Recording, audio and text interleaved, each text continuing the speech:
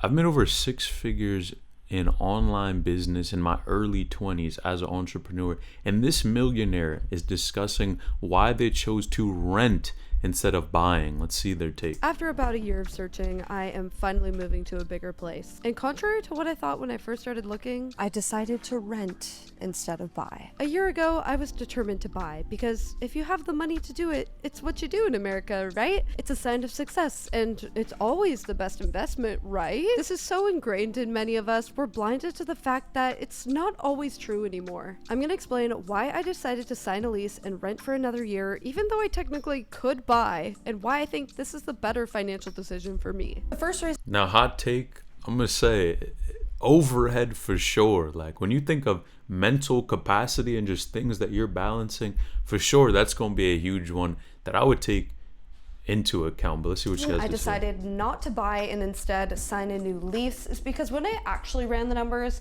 it wasn't the best investment. And this was hard for me to wrap my mind around because for many years, buying was a great investment. Really for much of the past 50 years and even as early as 2021. If you bought a place, your monthly cost would be the same, if not slightly cheaper, than the cost to rent a comparable place. But this is just not the case anymore. With where prices and interest rates are currently, usually the monthly mortgage cost would be much higher than a comparable unit for rent. When you actually run the numbers, it's pretty surprising. So take this condo, for example, that is in the $800,000 price range. It's 2-bedroom, 2 bathrooms, about 1,000 square feet, and this is pretty typical of what you'll find in this price point in Los Angeles. For a place like this, the monthly mortgage is nearly $6,000 a month because of today's 7% interest rate. Meanwhile, there are plenty of 2-bedroom, 2-bathroom apartments that are arguably more updated. You can see the floors in the kitchen do look more modern in this one, that are less expensive. This one is renting for $4,500 a month. Not to mention, you also have that down payment that you could leave in the stock market. There's the opportunity cost of that as well. So for this place, it's a $160,000 down payment, and if you're getting the average stock market return, that's $16,000 per year that you're losing out on. Not to mention, if you were saving $1,500 a month because it's cheaper to rent, you can invest that as well. And in 5 years, you would have nearly $400,000. And so the question is always, does buying beat that return? Sometimes it does, sometimes it doesn't. What I realized is with both of the places that I actually put offers in on, it was very close. It was not a no-brainer that buying was better. It was like, maybe not though. Because the thing is, there's a lot more factors than just the monthly mortgage cost versus the rent cost. There's home appreciation, the fact that rents can go up, the tax benefits of owning. It's actually a lot more complicated to determine if it is truly a good investment to buy versus rent. And it probably matters where you're at too, because if you have so many different factors, you know, where someone lives, their income level, all these different things, yeah, it probably is like a million different things that you actually have to think about before purchasing.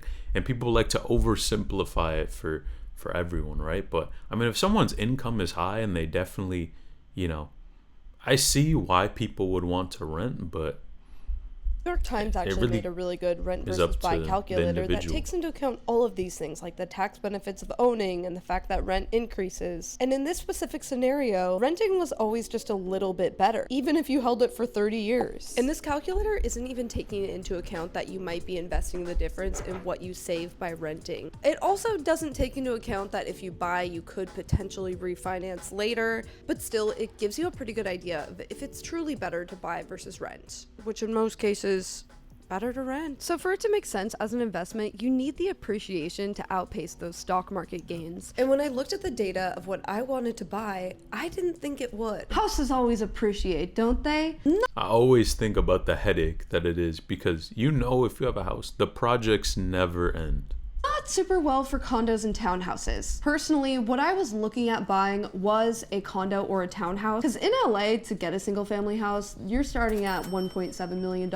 And also, I personally just like the security of a building. I don't think I would sleep very well at night in a single family house in LA. It's just a personal thing. I just know myself and I wouldn't. Single family houses do historically appreciate pretty well, like 4% a year, but condos and townhouses, not the same. In fact, Redfin's data showed in the last 5 years, condos only appreciated 0.7% per year, which is unusually low. I like to go in and look at the particular building I'm interested in and see how other units appreciated. Oftentimes, it was about 2 to 3% a year. Sometimes they lost money. If somebody bought in 2021 and was now trying to sell, they were losing money. So this was another realization I had, was condos just are really not a great investment. I have a real estate license, so I've worked in real estate a little bit. I've had some listings, and I had a listing and the owner owned the condo for 2 years and wanted to sell. They actually were going to lose money if they sold it. A lot of times the case with condos, I think people are disappointed with the appreciation not really being very good. This is something a lot of real estate agents won't tell you because they just want you to buy something to get the commission. But I'm a YouTuber first and foremost, so I don't really care. And so if you are living in a building, if you're going for that lifestyle like I am, you can usually rent them for cheaper and get a better return. Keeping that down payment in the stock market, you may end up in a better spot in, say, 5 years to buy a single family house instead. I could bore you guys with the numbers.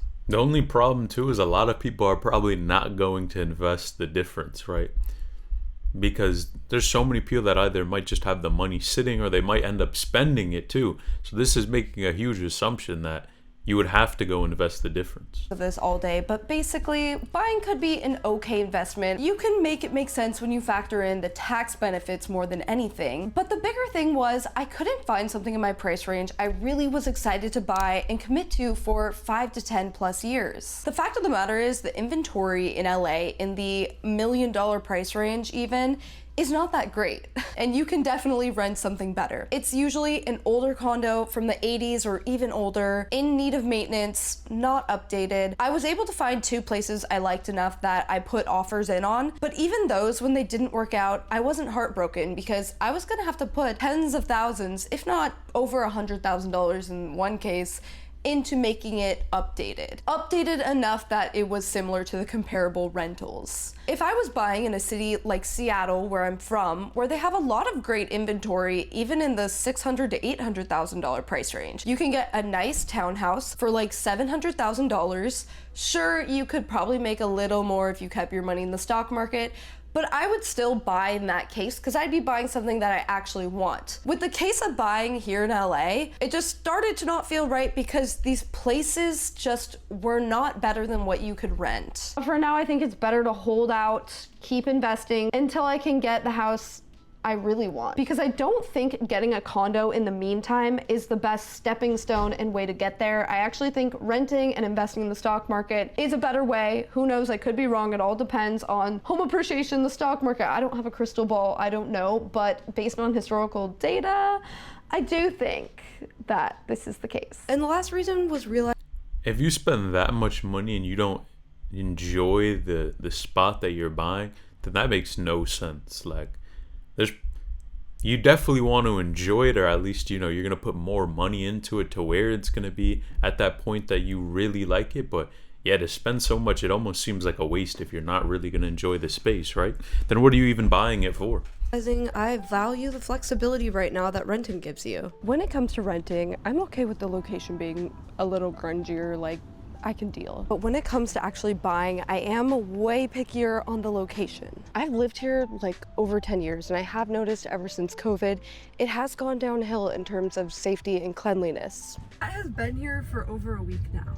This kind of stuff is just always popping up. I love LA for right now. I have a great community here. There's lots of cool stuff to film and opportunities here, but I can see It's so crazy, the perspective, because if you go to any other like major city, you go to New York or something like that, it looks way rougher than that, but it's just perspective and what she's kind of talking about buying here. in a little bit of a different area at some point. I've recently spent more time in another part of California, close to LA, but actually outside of LA, and it's just so much cleaner, safer. I wouldn't feel scared living in a house there, and I've kind of started to think that when it comes time to buy, I might actually want to buy there instead. So I am valuing the flexibility of renting, still spending time here for now. Maybe I'll want to stay here, but maybe not. I like having that flexibility right now. LA, some parts of it feel like a gamble in terms of long-term property value. Take somewhere like Santa Monica near the 3rd Street Promenade area. It used to be really lively, a touristy area. It was nice. And now it's